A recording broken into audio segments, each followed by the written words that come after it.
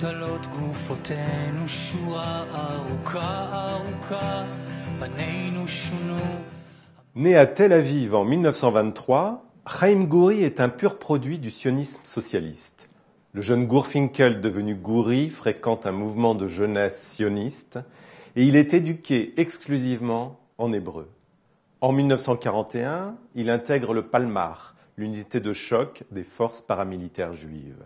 Il combat dans le Negev durant la guerre d'indépendance de 1947-48 et lors de la guerre des 6 jours, en 1967, il participe à la prise de Jérusalem-Est. Chaim Guri a publié en 70 ans de création littéraire 12 recueils de poésie et 10 livres de prose. Mais aux yeux du public israélien, il est avant tout un poète.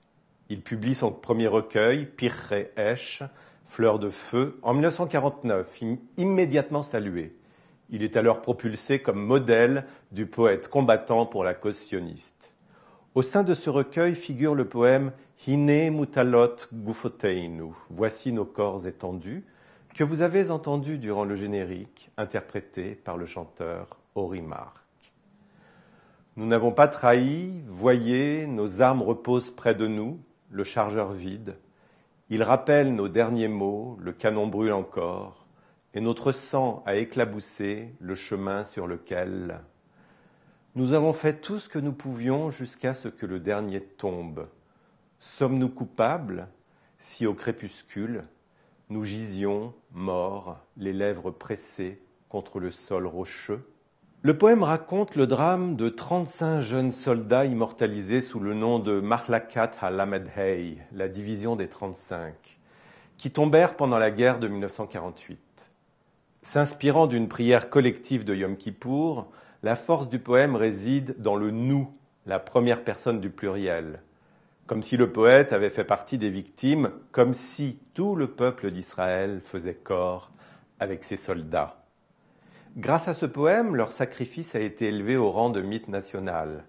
Et si vous passez par une rue appelée Rechov ha-Lamed Hey, souvenez-vous de ces soldats et de ce poème. Hareut, camaraderie, est une autre des créations célèbres de Chaim Guri.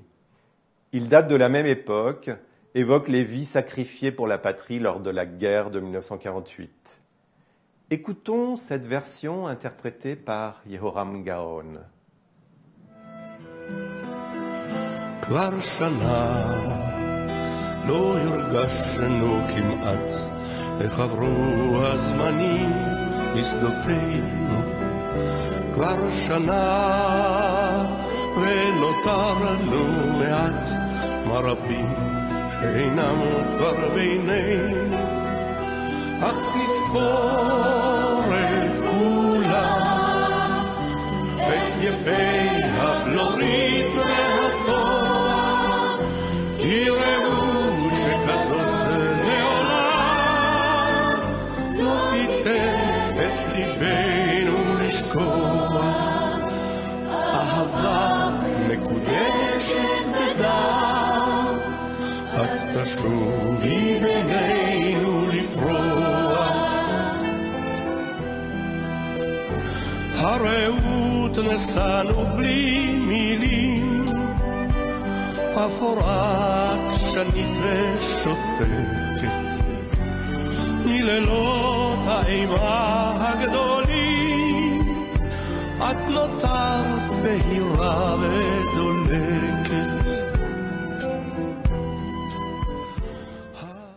Ce chant n'a cessé d'être intégré aux cérémonies à la mémoire des soldats tombés lors des nombreuses guerres d'Israël. La nuit tombe sur le Negev et le poète raconte à la première personne du pluriel. Déjà près d'1 an et nous n'avons pas senti comme le temps a passé dans nos champs. Déjà près d'1 an et peu ont survécu. Nombre d'entre nous ont péri. Voici à présent Babel Wad. Écoutons l'interprétation de Shoshana Damari.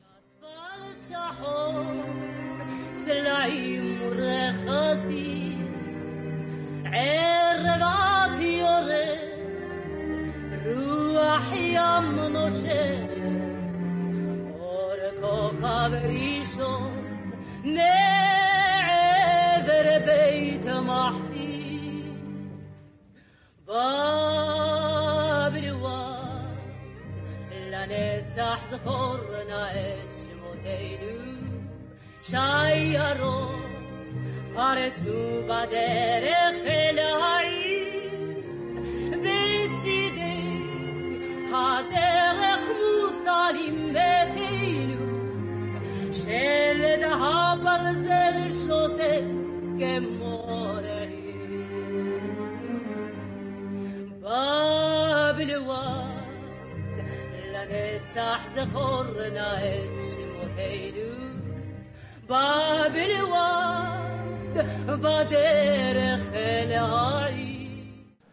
Nous sommes sur la route de Jérusalem lors de la guerre de 48, quand des convois armés montaient de Tel Aviv pour ravitailler Jérusalem soumis au blocus des combattants arabes, au lieu dit Bab el-Ouad, aujourd'hui Shar Haggai.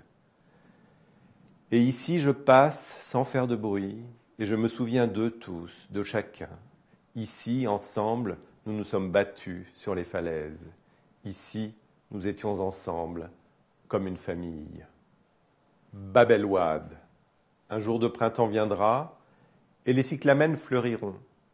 Les anémones rougiront le sommet de la colline et la pente. Celui qui marchera sur le chemin que nous avons emprunté, qu'il ne nous oublie pas, nous, Bab el-Ouad.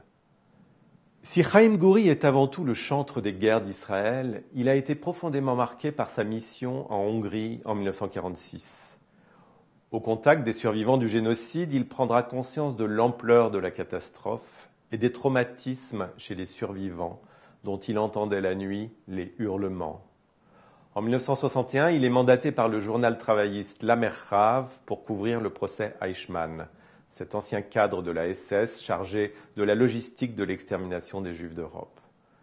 Tout d'abord publiées dans le journal, elles paraîtront sous forme de livres en 1963. Elles ont été traduites en français sous le titre « Face à la cage de verre ». Après la guerre des 6 jours, il milita un temps dans le mouvement pour le Grand Israël, mais il se ravisa, considérant qu'il était dangereux pour Israël de gouverner un autre peuple. Il resta fidèle toute sa vie à l'idéologie sioniste travailliste. À la fin de sa vie, il confessait ne plus se reconnaître dans l'idéologie de son pays. L'un de ses derniers recueils, publié en 2009, s'intitule « Ival », en référence au mont Ebal qui surplombe la ville palestinienne de Naplouse. Le mont Ebal, haut lieu biblique, est également nommé Har HaKlala, la montagne de la malédiction, où les Israélites étaient supposés prononcer des malédictions. Et voici l'un des poèmes du recueil. « Presque toutes les vaches sacrées ont été égorgées. Que faire ?» Et plus loin. « J'ai personnellement du mal sans ces vaches sacrées. Année après année, je les ai fait paître.